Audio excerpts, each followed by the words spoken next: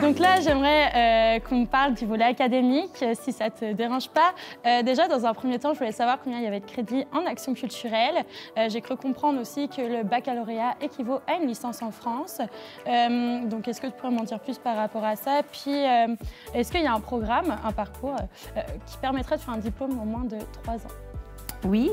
D'abord, tu as tout à fait raison. Le baccalauréat en action culturelle correspond à une licence en France avec un total de 90 crédits universitaires, incluant un stage à réaliser dans un organisme culturel. Sinon, il y a aussi le certificat en animation culturelle qui, lui, va être d'une durée d'1 an seulement, avec un total de 30 crédits. Dans les deux cas, c'est des programmes de la faculté de communication avec quelques cours de sociologie qui s'ajoutent. Puis les objectifs généraux des programmes vont être de penser et planifier l'action, d'organiser, d'animer et d'évaluer. OK, merci pour toutes ces informations, ça m'aide beaucoup. Par contre, c'est un peu vague pour moi. Dans tes cours, ça veut dire quoi? Planifier, organiser, animer, évaluer et penser. Oui, je comprends que ça peut être vague.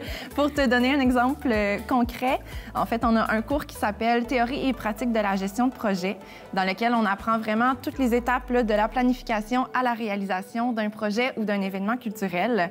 Alors, comment cibler les objectifs du projet, comment élaborer un budget, un échéancier, quels seront les indicateurs de réussite qui vont te permettre par la suite d'évaluer si ton projet a été un succès ou non. Donc, entre autres, c'est ce qu'on apprend dans ce cours-là.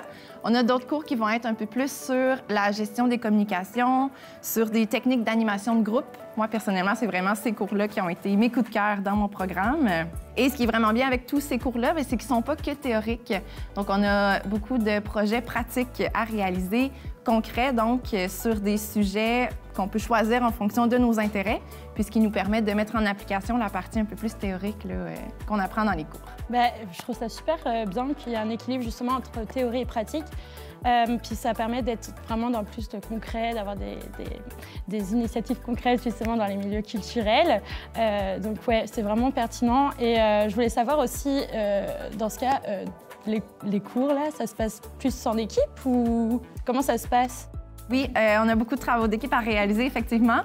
Ça nous permet, dans le fond, d'apprendre à se connaître entre étudiants et étudiantes. En action culturelle, on a vraiment des personnes qui proviennent de tous les horizons, donc avec des parcours, avec des intérêts très diversifiés, ce qui est très stimulant, justement, dans la réalisation des travaux. Merci, Maud, pour toutes ces informations. J'ai vu aussi qu'on avait un stage à faire après notre programme à temps partiel ou à temps plein. Peux-tu m'en dire plus? Oui, c'est un stage de 600 heures qu'on a à réaliser, 500 heures sur le terrain au sein d'un organisme culturel de ton choix et environ une centaine d'heures de travaux un peu plus académiques. Donc, on a un journal de bord à rédiger, un bilan de stage, des rencontres avec ton ou ta superviseur, etc. Donc, c'est un stage qui est plus long que la moyenne de ceux des autres programmes, ce qui nous permet vraiment de plonger à fond dans le milieu, de devenir assez à l'aise pour prendre des initiatives et donc de développer nos compétences professionnelles. Et c'est ça qui est vraiment chouette parce que ce stage permet vraiment d'être dans le concret, d'être vraiment, voilà, de pratiquer dans un milieu culturel qu'on aime, puis de se perfectionner surtout. Puis je suppose aussi qu'on a une ouverture sur des opportunités professionnelles dans le futur grâce à ces stages. Oui, absolument. Il y a même beaucoup d'étudiants et d'étudiantes qui se font engager directement par leur milieu de stage par après. Oui, et puis Maud, j'ai quelques questions à te poser par rapport aux concentrations parce que j'ai vu qu'on pouvait en choisir 3 en deuxième année. Études autochtones, études féministes et études internationales. Si on choisit un de ces parcours, nos cours optionnels seront tous liés à cette concentration choisie? Oui, exactement. Ce qui fait qu'à la fin de ton baccalauréat, tu vas avoir une spécialisation de plus que les autres qui choisissent le parcours général. Et cette spécialisation-là va apparaître sur ton diplôme. Merci beaucoup, Maud. Puis restez avec nous pour la prochaine capsule qui va être la vie étudiante. Très pertinent. Allez, bye!